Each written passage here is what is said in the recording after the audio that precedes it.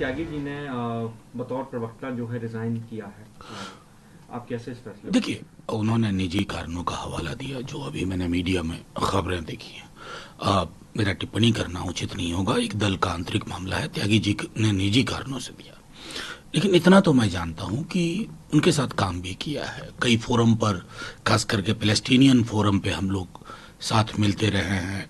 हमारा एक सा स्टैंड है, ये हमारी पार्टी का स्टैंड है, और लगभग कमोबेश वो वही चीज़ें बोलते हैं इन मुद्दों पर जो गांधी नेहरू के टाइम से या लोहिया जी का विचार था। अब अगर उससे किसी को गुरेज हुआ हो, मैं उसमें तह में नहीं जाना चाहता, लेकिन एब्सोल्युटली अगर निजी कारणों से वो दिया तो उनका वो फैसला है। सर, एक नोटिफिकेशन आया इलेक्शन कमीशन का, क्योंकि हरियाणा में चुनाव होने हैं, जम्मू कश्मीर में होने हैं, तारीखों में बदलाव हुआ। बीजेपी की तरफ से पहले एक पत्र भी दिया गया था। आप इसको मानते हैं कि क्या एक जेन्युइन ये जो हुआ है नोटिफिकेशन वो जेन्युइन है, या इसके पीछे भी मैं इलेक्शन कमीशन पर तो टिप्पणी करने से अब इनकार कर रहा हूँ। अगर बीते कुछ वर्षों में किसी एक संस्था की गरिमा में एवलांस लगातार हुआ है तो उसमें इलेक्शन कमीशन है।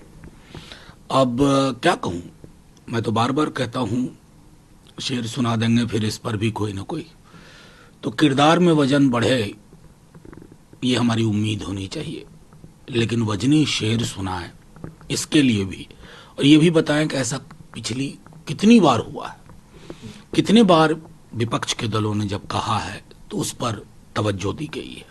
क्योंकि इलेक्शन कमीशन का काम है आर्टिकल 324 के तहत ये free and fair election conduct करना। सिर्फ ये हर्फ नहीं है, फ्री दिखे, फेयर दिखे, लेवल प्लेइंग फील्ड दिखे, और वो दिखना बंद हो गया। सर, मलयालम इंडस्ट्री में काफी उथल-पुथल चल रही है, आरोप प्रत्यारोप चल रहे हैं, महिला एक्ट्रेसेस खुलकर सामने आई हैं, उन्होंने तमाम आरोप लगाए जो अपने साथ जो काम करने वाले कलीग हैं उनके ऊपर। इससे पहले बॉलीवुड में भी ये होता रहा है। सीएम साहब ने भी कहा कि महिलाओं के लिए एक वर्क स्पेस जो है ऐसा सुनिश्चित करना चाहिए कि वो सुरक्षित रहें, कंफर्टेबल रहें काम करने। आप देखिए, मैं लगातार इस बात को, ये पहली बार मैं नहीं कह रहा हूँ, हेमा कमेटी रिपोर्ट के बाद जिसे आप उथल पुथल कह रहे हैं वो चर्निंग बेहद आवश्यक होती है, ये उथल पुथल नहीं है। हर समाज को जब आईना इस प्रकार की किसी कमेटी रिपोर्ट से दिखे तो उस आईने के संदर्भ में बदलाव सुनिश्चित होना चाहिए। मलयालम फिल्म इंडस्ट्री में कम से कम एक रिपोर्ट आई है। आप किसी भी फिल्म इंडस्ट्री, कल्चरल इंडस्ट्री में जाकर के देख लीजिए, कमोबेश यही हालत है। एक विमेन के लिए इन कॉरिडोर से गुजरना और एक मुकाम हासिल करना कितना मुश्किल है, इसकी आपको सैकड़ों कहानियां मिल जाएंगी, सैकड़ों तथ्य दस्तावेज मिल जाएंगे। मैं समझता हूं कि इस कमेटी रिपोर्ट पर प्रतिक्रिया ले दे करके कहानी यहीं खत्म ना हो। एक क्लींजिंग प्रोसेस हर जगह होना चाहिए।